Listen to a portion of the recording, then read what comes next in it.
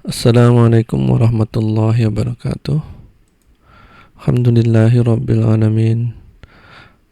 Allahumma salli ala Muhammad wa ala ali Muhammad. Kita masuk ke tafsir surat Al-Baqarah ayat 246,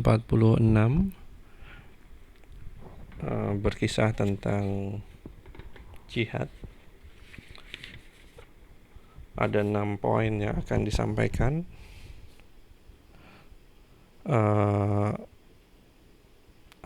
Berkaitan dengan jihad. Jadi ini kisah tentang Muslim di zaman dahulu, Bani Israel.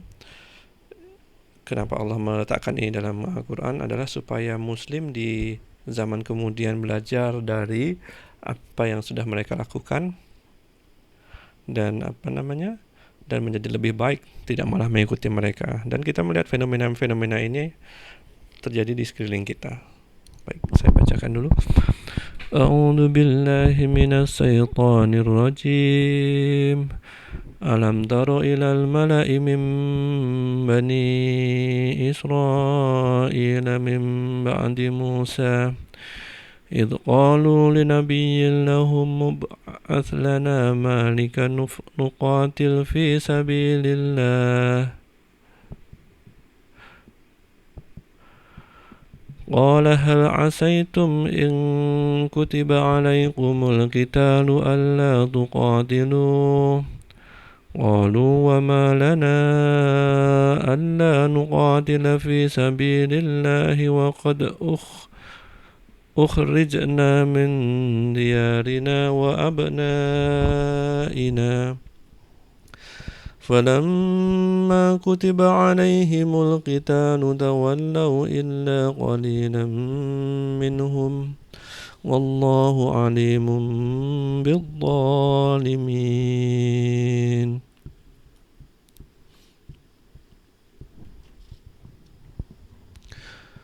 وقال لهم نبيهم إن الله قد بعث لكم طالوت ملكا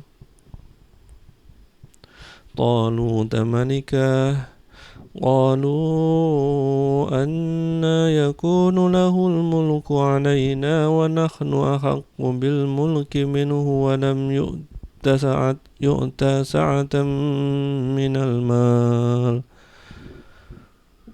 قال إن الله اصطفى عليكم وزاده بسطة في العلم والجسم والله يؤتي ملكه من يشاء والله واسع عليم.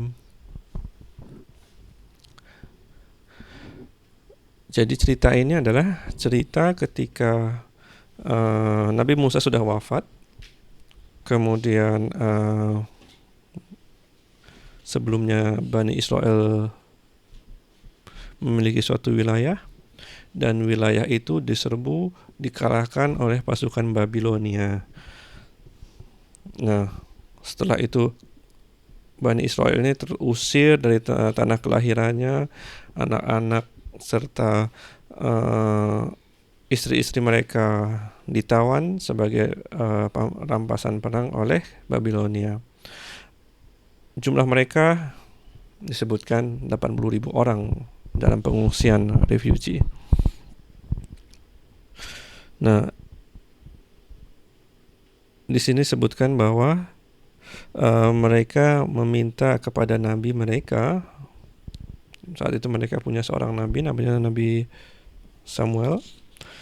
Nah, permintaan mereka adalah, angkatlah untuk kami seorang raja supaya kami berperang di bawah pimpinannya di jalan Allah.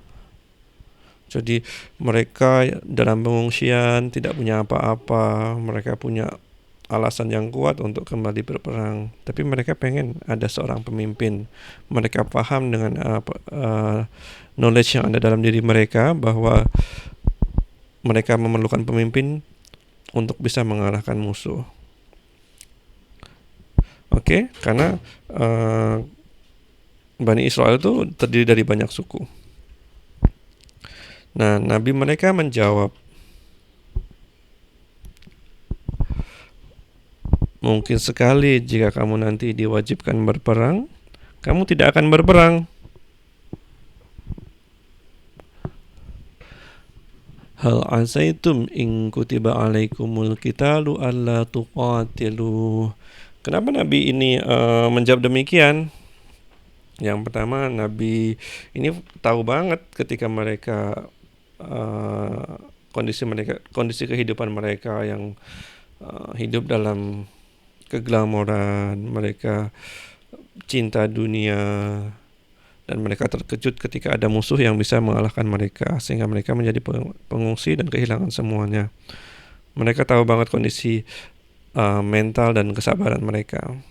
Terus yang kedua, Nabi ini ingat cerita, Nabi ini mengingatkan kembali tentang kisah Musa yang ketika Musa mengajak Bani Israel berperang untuk menyerbu suatu wilayah, dan jawaban dari kaumnya saat itu adalah, kamu dan Tuhan kamu silakan berperang, kami tunggu di sini saja sampai kalian menang. Nah, itulah. Nah, kemudian Muslim pada saat itu lebih kerasa kalau saya bilang Bani Israel ini sebagai Muslim pada saat itu. Muslim pada saat itu bilang kepada nabinya, kenapa kami tidak mau berperang di jalan Allah? Padahal kami sudah diusir dari kampung halaman kami, maksudnya tanah-tanah kami, harta-harta kami, semuanya sudah dirampas oleh Babylon ini. Kemudian anak-anak kami sudah ditawan oleh mereka. Nah, jadi ini adalah poin kedua yang saya ingin sampaikan, bahwa kadang-kadang Muslim tuh omong besar. Kenapa kita nggak berani berperang? Kenapa kita nggak maju saja mengalahkan musuh? Seperti itu. Nah, kemudian kita masuk ke poin nomor 3. Tatkala perang itu diwajibkan atas mereka, mereka pun berpaling.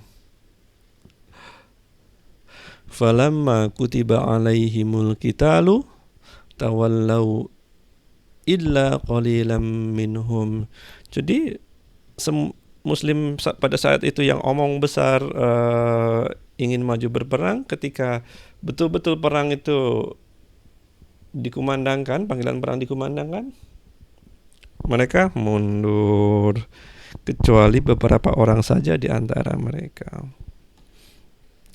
Dikisahkan, tidak perlu dipercayai angka ini betul seperti itu, tapi untuk memberikan gambaran, pengungsi Bani Israel saat itu ada 80.000 orang.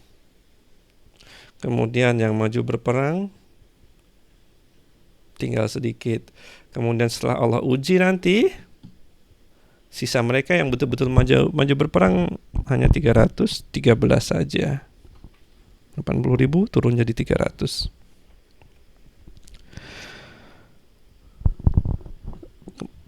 Kemudian Allah mengatakan, wallahu alimun bidzalimin. Dan Allah alim, maha mengetahui terhadap orang-orang yang zalim. Itu ayat 246. Kita masuk ke ayat 247.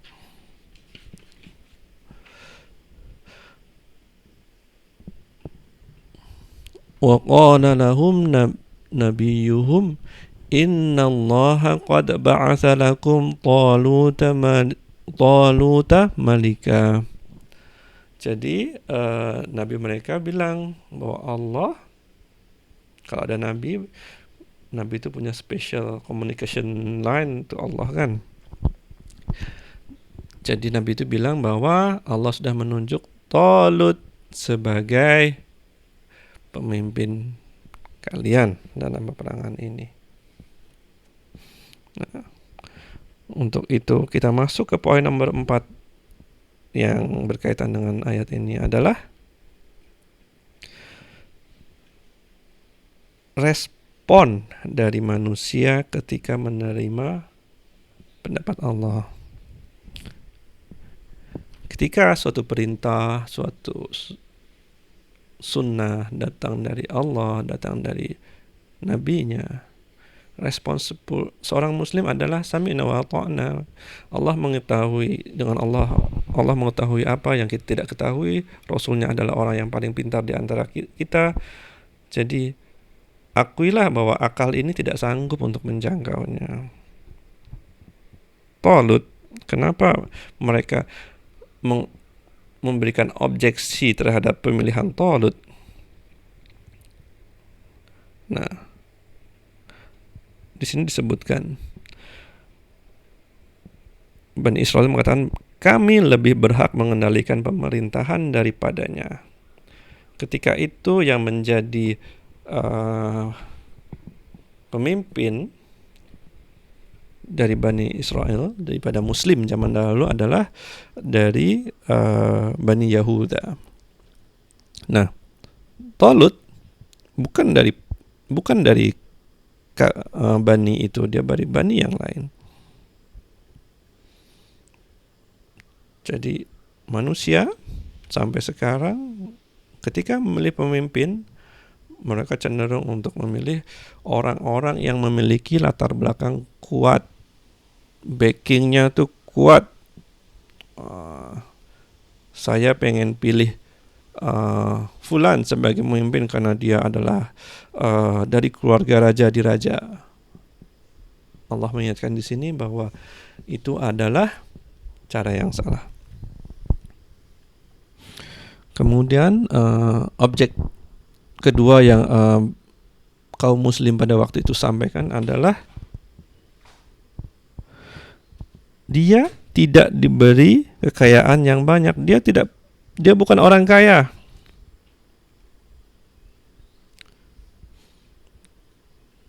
Sama kan sekarang ini kita ngelihat orang tuh berada atau tidak dari kekayaannya. Ada orang yang pakai kendaraan mewah, kita respect, kita hormat. Ada orang yang pakai motor saja, kita kurang respect.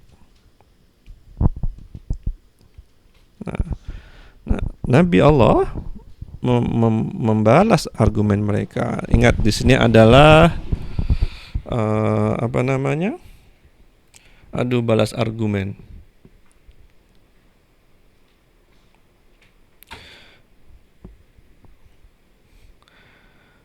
Sesungguhnya Allah telah memilih Talut menjadi rajamu dan menganugerahinya ilmu yang luas dan tubuh yang perkasa. Jadi manusia melihat daripada latar belakang background power, kemudian manusia muslim saat itu melihat dari kekayaan. Allah membetulkan mereka.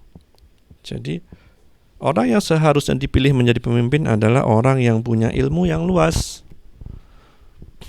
Ilmu di sini adalah ilmu tentang peperangan, ahli strategi, sehingga dia tahu bagaimana cara mengalahkan musuh. Nah, kemudian yang kedua adalah tubuh yang perkasa. Dalam perang diperlukan kekuatan tubuh untuk bisa mengalahkan musuh. Jadi dalam perang tuh latar belakang keluarga kalian tidak ada pengaruh, kekayaan kamu tidak ada pengaruhnya. Yang diperlukan adalah ahli strategi dan kekuatan badan. Jadi di situ yang Allah sampaikan. Nah, kemudian Allah juga memberikan suatu hal yang penting buat kita ingat dalam surat Al-Baqarah 247. Allahu yu'ti mulkahu man yasha' wallahu wasi'un alim. Allah memberikan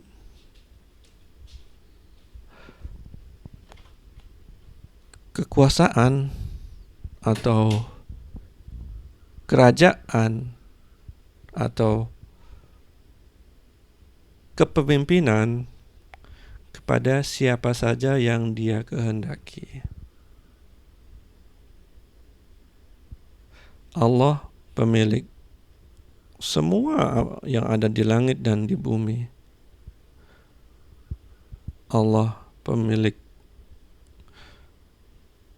manusia. Allah pemilik kekuasaan yang ketika Dia berkata kun adalah fayakun. Allah berhak untuk memberikan kekuasaan ini kepada siapa yang Dia kehendaki. Tidak perlu manusia. Terserah manusia, seluruh manusia melawan perintah daripada Allah. Saya mau menunjuk fulan, saya menunjuk Tolut. Kalian semua tidak setuju. Tapi Allah punya kekuasaan untuk menjadikan orang yang ditunjuk ini sebagai pemilik kekuasaan. Wallahu wasi'un alim. Dan Allah Maha luas dan Maha mengetahui. Jadi dalam setiap perintah Allah, dalam setiap pemberian kekuasaan daripada Allah,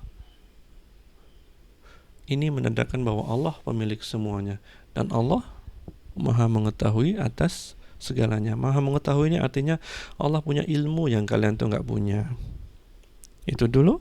Assalamualaikum warahmatullahi wabarakatuh.